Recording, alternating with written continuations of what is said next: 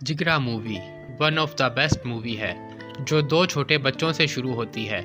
एक लड़की जिसका नाम आलिया भट्ट है और एक लड़का जिसका नाम होता है अंकुर आनंद, प्लेड बाय वेदांग रैना। ये दोनों बहन भाई अपने स्कूल के बाद घर जा रहे होते हैं और जैसे ही ये लिफ्ट से होते हुए फ्लैट पर पहुंचते हैं तो ये देखते हैं कि उनके पिता ने बालकनी से जंप लगा दी है और इस पर वो अपने भाई को छाती से लगा लेती है। जिसके बाद ये कहानी आगे शिफ्ट होती है जहाँ पर सत्या और आनंद दोनों बड़े हो चुके हैं। सत्या एक होटल में काम करने लगती है और इस होटल को ओन करती है। क्योंकि बचपन से ही सत्या और अंकुर का कोई नहीं था तो इन्हीं रिश्तेदारों ने इन दोनों बहन भाइयों को अडॉप्ट कर लिया था और इन्हें इन्हीं के घर पर रखते थे। और क्योंकि अब सत्या बड़ी हो गई थी इसीलिए वो उनके होटल पर काम कर रही थी ताकि वो भी एक सेल्फ इंडिपेंडेंट लड़की बन सके। अब इस फैमिली में क्योंकि इसकी बेटी की शादी होने वाली थी, शादी की वजह से इन फैमिलीज का बेटा वो अमेरिका से यहाँ पर आ जाता है। और कबीर और अंकुर की बॉन्डिंग बहुत अच्छी है क्योंकि वो दोनों कज़न होने के साथ साथ एक अच्छे दोस्त भी थे। अंकुर ने इंजीनियरिंग की हुई थी और वो उसका स्टार्टअप बना रहा था जिसको वो प्रेजेंट करके वो उनसे फंडिंग लेने वाला था। और क्योंकि उनके बड़े पापा के बहुत से कनेक्शंस थे तो सबसे पहले वो स्टार्टअप प्रोजेक्ट उन्हीं को दिखाने का फैसला करता है। जब अंकुर ये प्रोजेक्ट उनके सामने प्रेजेंट करता है तो वो उन्हें बहुत ज़्यादा पसंद आता है। मजाक में अपने बेटे को कहते हैं कि देख तू तो बाहर पढ़ाई कर रहा है और अंकुर ने तो यहीं से पढ़ाई की है, फिर भी वो कितना इंटेलिजेंट है। ये सुनकर कबीर को ज़्यादा फर्क नहीं पड़ता क्योंकि वो जैसा कि मैंने बताया कि वो उन दोनों की एक बॉन्डिंग बहुत ज़बरदस्त है और वो बहुत अच्छे फ्रेंड हैं। इसके बाद अंकुर के बड़े पापा कहते हैं कि वो फंडिंग के लिए बात ज़रूर करेंगे। ये सुनने के बाद अंकुर, सत्या और कबीर तीनों बहुत ज़्यादा खुश हो जाते हैं। इस स्टार्टअप प्रोजेक्ट पर मज़ीद ज़्यादा मेहनत करने के लिए वो अंकुर और कबीर को एक बिज़नेस ट्रिप पर हंसीताओ आइलैंड पर भेज देते हैं। अब बेसिकली ये कंट्री तो कहीं पर है ही नहीं, लेकिन इस मूवी में इसको एक मैप में यहाँ पर कहीं मलेशिया के पास दिखाया गया है। कबीर और अंकुर दोनों खुशी खुशी इस कंट्री में जाते हैं, लेकिन कबीर थोड़ा सा ज़्यादा पार्टी और फन करने वाला लड़का है, इसलिए वो हंसी दाव में बहुत पार्टी और ड्रिंक करता था। वैसे अंकुर भी उसके साथ चले जाता था क्योंकि कबीर फन लविंग और पार्टी नेचर का आदमी था, इसीलिए वो उस आइसलैंड पर बहुत पार्टीज़ करता था। लेकिन एक दिन कबीर ने वहाँ पर किसी से कांटेक्ट करके एक नशीली दवा मंगवा ली। वो आइस भी हो सकती थी और ड्रग भी, और ये बात अंकुर को बिल्कुल भी मालूम नहीं थी। अब उस दिन अंकुर और कबीर दोनों कार में बैठकर कहीं जा रहे थे। तभी अंकुर को एक दूसरी कार में एक लड़की दिखाई देती है। कबीर उसको हाय करता है लेकिन वो लड़की इसको मिडिल फिंगर दिखाकर चली जाती है। जिसके बाद कबीर उसका पीछा करने में लग जाता है और गाड़ी को बहुत तेज़ स्पीड से चलाने लगता है और ओवर स्पीडिंग की वजह से पुलिस उन दोनों को पकड़ लेती है। जैसे ही इंस्पेक्टर उनकी छानबीन करता है उन्हें कबीर की जेब से एक पुड़िया मिलती है, एक नशीली पुड़िया, जिसके बाद उन दोनों को गिरफ्त में ले लिया जाता है। इसके बाद सीन शिफ्ट होता है इंडिया में जहां पर कबीर के पापा और अंकुर के बड़े पापा उनको इनकी गिरफ्तारी के बारे में पता चलता है। वो सीधा उनकी फैमिली लॉयर को फ़ोन लगाते हैं और कहते हैं कि वो उस आइसलैंड पर जाए और उन दोनों को कैसे भी बचा कर लाए। ये बात जब संख्या को पता चलती है तो वो भी बहुत परेशान होती है, लेकिन उसके पास भी कोई चारा नहीं होता क्योंकि अब जो भी करना था लायर को करना था। जैसे ही उनका लायर आइसलैंड पहुंचता है और उसको सच्चाई पता लगती है कि वो पुड़िया तो कबीर के पास से मिली थी, ना कि अंकुर के पास से। वो ये बात फ़ोन पर उनके डैड को बता देता है और कहता है कि इस सिचुएशन में सिर्फ किसी एक को ही बचा सकता है और इसका तरीका ये है कि वो इल्ज़ाम उन दोनों में से किसी एक पर लगा दे। कबीर के डैड सीधा सीधा कह देते हैं कि कबीर को कैसे भी करके बचाओ और अंकुर को भाड़ में जाने दो। इसके बाद वो लायर सबसे पहले कबीर के पास जाता है और उसे कहता है कि तुम्हारे पापा ने कहा है कि तुम्हें किसी भी हालत में बचाया जाए, जिसके लिए मैं जैसा बोलता हूँ तुम्हें वैसा ही करना होगा। तुम ये स्टेटमेंट में बोल देना कि वो पुड़िया तुम्हारे पास से नहीं बल्कि तुम्हारे दोस्त के पास से मिली है और इसके बारे में तुम्हें कोई खबर नहीं थी। कबीर ने कहा ऐसे तो वो फंस जाएगा, यहाँ से बच निकलने का एक ही चारा है वरना सजाए मौत पक्की है। और इस डर की वजह से कबीर इस बात पर एग्री भी कर जाता है। फिर लॉयर अंकुर के पास जाता है और उसको गुमराह करने की कोशिश करता है। वो अंकुर से कहता है कि कबीर पहले भी इंडिया में पूड़ियों के सिलसिले में फंस चुका है और अगर एक बार फिर वो यहाँ फंसेगा तो उसको बहुत लंबी सज़ा होगी, इसलिए तुम कोर्ट में ये कह देना कि वो पुड़िया तुम्हारे पास से निकली है। अंकुर ऐसा कहने के लिए मना कर देता है, जिसके बाद जसवंत इमोशनल कार्ड खेलता है। तुम अपने भाई को बचाने के लिए इतना सा भी नहीं कर सकते। अगर तुम एक्सेप्ट कर लोगे कि वो तुम्हारे पास से पुड़िया बरामद हुई है तो तुम्हें चंद ही माह की सज़ा होगी, उसके बाद वो तुम्हें भी यहाँ से छुड़ा ले जाएगा। ये सुनकर अंकुर मान जाता है कि कोर्ट में वो झूठ बोलने को तैयार है, लेकिन उसे ये मालूम नहीं था कि पुड़िया रखने की सज़ा यहाँ पर सिर्फ सज़ाए मौत है, और वो भी डेथ बाय इलेक्ट्रिक चेयर है, जिसमें चेयर पर बैठाकर ज़ोरदार बिजली का झटका मारा जाता है और एक ही झटके में बस काम तमाम। बहरहाल अंकुर अदालत में वैसा ही बोल देता है जैसा उसे कहा जाता है, और जज वहीं पर अंकुर के सामने ये कह देता है कि उसे 3 महीने बाद इलेक्ट्रिक शॉक की सज़ा दी जाए। अंकुर को यकीन नहीं हुआ और वो वहीं पर चिल्लाने लगा कि उसकी सज़ा तो सिर्फ 3 माह की होने वाली थी, लेकिन उस समय वहाँ पर उसकी कोई भी सुनने को तैयार नहीं था। ये बात जैसे ही सत्या को पता चलती है कि अंकुर वहाँ पर फंस गया है और कबीर को जसवंत उनका वकील छुड़वा कर ले आया है, इसलिए वो खुद डिसाइड करती है कि वो वहाँ पर जाएगी और कुछ भी हो जाए वहाँ से उसको बचा कर लाएगी। और वो अपना सामान पैक करती है और एयरपोर्ट निकल जाती है। दूसरी तरफ अंकुर को फंसाने के बाद लॉयर जसवंत कबीर के साथ वापस इंडिया आ जाते हैं और वहीं उन दोनों की मुलाकात होती है। कबीर सत्या के गले लगकर रोने लगता है और सॉरी सॉरी सॉरी बोलता है, और जसवंत कहता है कि उसने बचाने की बहुत कोशिश की, लेकिन वो उसको सज़ा मिलने से रोक ना सका। जाहिर है वो सत्या से झूठ ही बोल रहा था। एट दिस पॉइंट सत्या को थोड़ा थोड़ा पता चल गया था कि उनकी फैमिली और उनका लॉयर दोनों मिलकर उसके भाई को फंसा रहे थे, और क्योंकि वक्त बहुत कम था इसलिए वो खुद बचाने के लिए उस प्राइवेट जेट में बैठ जाती है और उस हंसई दाव जजीरे की तरफ निकल जाती है। अब हंसई दाव में जितने भी कैंडिडेट हैं जिनको डेथ पेनल्टी मिलने वाली होती है, उन्हें एक स्पेशल जेल में भेज दिया जाता है, इसलिए अंकुर को भी वहीं पर डाल दिया जाता है।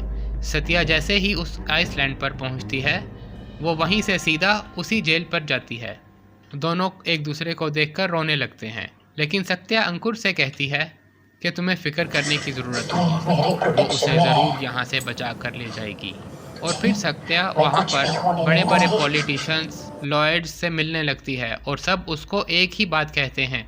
वो उसको बोलते हैं कि वो अंकुर को बचा तो नहीं सकते, लेकिन उसकी सज़ाए मौत में कुछ इजाफा ज़रूर करवा सकते हैं, इसलिए सबसे पहले वो ये काम तो करवा ही लेती है।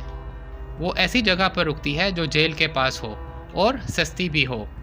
अब जहाँ पर सत्या रुकी हुई है वहाँ पर ज़्यादातर वही लोग रहते हैं जिनके रिश्तेदार जेल में कैद थे, तो वहाँ पर सत्या की मुलाकात कई लोगों से होती है, जिनमें से एक होता है मिस्टर भाटिया। ये इंडियन थे और इनका बेटा टोनी भाटिया भी जेल में इसी इल्ज़ाम में पकड़ा गया था। ये अपनी जवानी में एक गैंगस्टर रहे थे और बूढ़े होने की वजह से इन्होंने वो धंधा छोड़ दिया था। सत्या एक और आदमी से मिलती है जिसका नाम होता है मुत्तू। ये पहले इसी जेल में ऑफिसर हुआ करते थे, लेकिन एक बार उन्होंने इंडियन आदमी इस जेल में डलवा दिया था, लेकिन बाद में उन्हें पता चला था कि वो तो बेकसूर है, जिसकी वजह से गिल्ट में उन्होंने ये नौकरी ही छोड़ दी। इसी दौरान इन तीनों की अच्छी बॉन्डिंग हो जाती है, स्पेशली सत्या और मिस्टर भाटिया की। ये तीनों मिलकर अंकुर, चंदर और टोनी को जेल से बचाने का प्लान बना लेते हैं। दूसरी तरफ जेल में अंकुर बहुत ज़्यादा उदास और परेशान रहने लगा था। एक दिन जब सभी कैदी वहाँ पर टेबल टेनिस खेल रहे होते हैं, उसके पास एक कैदी वो अंकुर को हेलो बोलता है। क्योंकि अंकुर बहुत ज़्यादा दुखी और परेशान है, इसलिए वो उसको उसका जवाब नहीं देता, जिसकी वजह से रेयान अंकुर का गिलेबान पकड़ लेता है। ये देखते हुए वहाँ का जेलर, जिसका नाम होता है लांडा, वो उनको वहाँ पर रोक लेता है और उन दोनों को अलग करता है, और वो कहता है कि रेयान को इस कारनामे के लिए 10 कोड़े मारे जाएं। लेकिन तभी अंकुर कहता है कि ये गलत है। किसी भी जुल्म के लिए सबसे पहले कम से कम 3 बार वर्बली समझाने की ज़रूरत होती है, ना कि डायरेक्ट कोड़े मारे जाएं। ऐसा उस बुक में लिखा है जो बुक आपने मुझे दी। वो उसके ऑफिसर से कहता है कि रायान को छोड़ दो, और इसी वजह से उसके जहन में बदला लेने की आग भड़क उठती है। वहीं रायान उसको थैंक्स बोलता है और अब उन दोनों में अच्छी दोस्ती हो जाती है। इसी दोस्ती के चलते वो अंकर को ये भी बता देता है इस जेल से बाहर निकलने का बहुत दिनों से प्लान बना रहे हैं, और अब वो इसको भी इस प्लान में शामिल कर रहे हैं। वो बताता है कि मेडिकल वार्ड में एक बाथरूम है जिसमें कोई भी नहीं जाता, क्योंकि लोगों का ऐसा मानना है कि वहाँ पर भूत रहते हैं, इसलिए उन्होंने वहीं से एक सुरंग खोद रखी है जो कि सीधा सिटी में निकलती है। अब उनका मिशन ये था कि वो चारों एक साथ मेडिकल वार्ड में जाएं कैसे। तो रायान ने इस चीज़ का भी एक जुगाड़ बना रखा था। वो उसको एक केमिकल देता है और उनसे कहता है कि ये अपने खाने में डाल लेना, इससे उन सबको उल्टी होने लगेगी और वो बेहोश हो जाएंगे, जिससे ऑफिसर खुद ही उन्हें मेडिकल वार्ड में ले जाएगा। ये प्लान उन्होंने तब एग्जीक्यूट करने का सोचा जब सारे ऑफिसर्स की छुट्टी होगी, जो कि तब थी जब हंसी दाओ जजीरे पे एक बहुत बड़ा त्यौहार आने वाला था। इससे वहाँ उन्हें बाहर निकलने में बहुत आसानी होती। दूसरी तरफ जेल के बाहर सत्या, मिस्टर भाटिया और मुत्तू ने भी प्लान बना लिया होता है, क्योंकि मुत्तू उससे पहले उस जेल में काम कर चुके हैं, तो इसीलिए उसने तमाम नक्शा उसको बनाकर दे दिया कि कहाँ पर कैदियों को रखा जाता है और कहाँ पर उनका मेडिकल वार्ड है और कहाँ पर जेल का किचन है। इसीलिए इन तीनों ने उन चारों लड़कों को किचन के थ्रू भागने का एक प्लान बनाया था। इन तीनों ने सारी तैयारियां भी कर ली थी, जैसे कि सुरंग खोदना और एक ख़त के थ्रू इन चारों से कांटेक्ट में रहना। उन्होंने कांटेक्ट करने के लिए टोनी की थाली में जो बंद होता है उसमें एक चिट्ठी छुपाकर भिजवाई हुई थी, और उन्होंने भी ये प्लान तब एग्जीक्यूट करने का सोचा जिस वक्त तमाम ऑफिसर छुट्टी पर थे। यानी कि अब दोनों प्लान एक ही दिन डिसाइड हो चुके थे। अब जब वो चिट्ठी वाला बंद टोनी के पास पहुंचता है तो वो उसे फौरी खा लेता है, क्योंकि उसके अंदर वो केमिकल मिला होता है जो कि उसे रायान ने दिया था, क्योंकि उन्हें तो कुछ पता ही नहीं था कि बाहर उनके रिलेटिव्स ने भी उनको बचाने का प्लान बना रखा है। क्योंकि अब टोनी ने वो चिट्ठी पढ़ी नहीं थी बल्कि खा ली थी, इसलिए प्लान फेल हो जाता है। लेकिन रायान का प्लान एग्जीक्यूट करना अभी भी पॉसिबल था। जैसे ही वो चारों केमिकल मिला खाना खाते हैं तो उन्हें उल्टी होने लगती है, और वहाँ के ऑफिसर्स उन्हें फौरी तौर पर मेडिकल वार्ड में ले जाते हैं। जिस वक्त उस मेडिकल रूम के सामने कोई गार्ड नहीं होता, वो लोग वहाँ से निकलते हैं और सुरंग से होते हुए फाइनली सिटी से बाहर निकल जाते हैं। चारों बहुत ज़्यादा खुश होते हैं कि फाइनली उन्हें आज़ादी मिल ही गई और वो अपने अपने घरों पर जा सकते हैं। मगर इंस्पेक्टर लांडा को थोड़ा थोड़ा शक हो जाता है कि ये चारों को एक साथ ही मेडिकल की इमरजेंसी हुई कैसे। वो उन्हें मेडिकल वार्ड में चेक करने के लिए जाता है और उसे पता चल जाता है कि वो लोग वहाँ से भाग चुके हैं। वो सारी जगह पर खबर कर देता है कि उन्हें जल्दी से जल्दी पकड़ा जाए, वो लोग आसपास ही होंगे। चारों लोग बाहर ही निकलने की खुशी मना ही रहे थे कि तभी उन्हें पुलिस वापस पकड़ लेती है। लेकिन वहाँ पर रायान एक सिविलियन को पकड़ लेता है और उसके सर पर एक ऑफिसर्स की गन तान देता है। सारे ऑफिसर्स पीछे हटने लगते हैं, लेकिन तभी वहाँ पर लांडा आ जाता है और वो सीधे रायान के सर में गोली मार देता है। वो वहीं पर मर जाता है। बचे हुए टोनी, अंकुर और चंदन को पुलिस वापस जेल में ले आती है, क्योंकि उन्होंने जेल से भागने का एक बहुत बड़ा जुर्म किया था, इसलिए उन्हें सजाए मौत कल ही दी जाएगी। अगली सुबह सत्या के रूम पर 2 पुलिस वाले आते हैं ये इन्फॉर्म करने के लिए कि तुम्हारे भाई ने जेल से भागने की कोशिश की है, जिसकी वजह से उसको आज शाम ही पेनल्टी दी जाएगी। ये सुनकर मिस्टर भाटिया और मुत्तू बहुत ज़्यादा परेशान हो जाते हैं, लेकिन सत्या कहती है कि वो आज शाम से पहले ही अपने भाई को कैसे भी बचा कर ले आएगी। वो पूछती है कि पूरे आयरलैंड की बिजली कहाँ से आती है, तो मुत्तू कहता है कि मेन जनरेटर से। फिर वो पूछती है कि जेल की बिजली कहाँ से आती है, तो वो कहता है कि जेल के जनरेटर से। तो सत्या डिसाइड करती है वो इन तीनों को इलेक्ट्रिक शॉक देने से पहले ही मेन जनरेटर और जेल के जनरेटर दोनों की बिजली काट देगी, और फिर वो खुद एक ट्रक के ज़रिए जेल की तरफ जाएगी और वहाँ पर एक बहुत बड़ा ब्लास्ट करेगी। मिस्टर भाटिया इस प्लान के लिए तैयार हो जाते हैं, क्योंकि वो गैंगस्टर थे और उनका बेटा भी अंदर ही था। वो इन सारी चीज़ों का इंतज़ाम करने के लिए एक प्लान बनाता है, लेकिन मुत्तू इस प्लान के ख़िलाफ़ है, क्योंकि वो कहता है कि इस तरह तो 3 बंदों को बचाने के लिए जेल में 6000 कैदी उनको भी भागने का मौका मिल जाएगा, उसको बिल्कुल भी कोई फ़र्क नहीं पड़ता, क्योंकि उसको सिर्फ अपने भाई को बचाना है और उसके लिए वो किसी भी हद तक जा सकती है। वो मुत्तू से ये भी कहती है कि अगर उसने उसके बीच में आने की कोशिश की तो वो उसे भी नहीं छोड़ेगी, और ये सुनकर मुत्तू वहाँ से चला जाता है। इस प्लान की सारी तैयारियाँ हो जाती हैं और जब सत्या जेल की ओर बढ़ने लगती है तो वहाँ पर उसे मुत्तू मिल जाता है, क्योंकि वो जेल जा रहा होता है दूसरे ऑफिसर्स को बताने के लिए कि अंकुर की बहन जेल पर अटैक करने के लिए जा रही है। वो सत्या को देखते ही एक ऑफिसर्स को फ़ोन घुमा देता है, लेकिन फ़ोन पर किसी को भी कुछ बताने से पहले ही सत्या मुत्तू को गाड़ी से ज़ोरदार टक्कर मार देती है, जिसकी वजह से वो दोनों जंगल में गिर जाते हैं। इसके बाद उन दोनों में फ़ाइट होने लगती है। जंगल में बहुत ऊंचाई से गिरने की वजह से मुत्तू की डेथ हो जाती है, जबकि सत्या वापस अपना ध्यान अपने मिशन की तरफ लगाती है।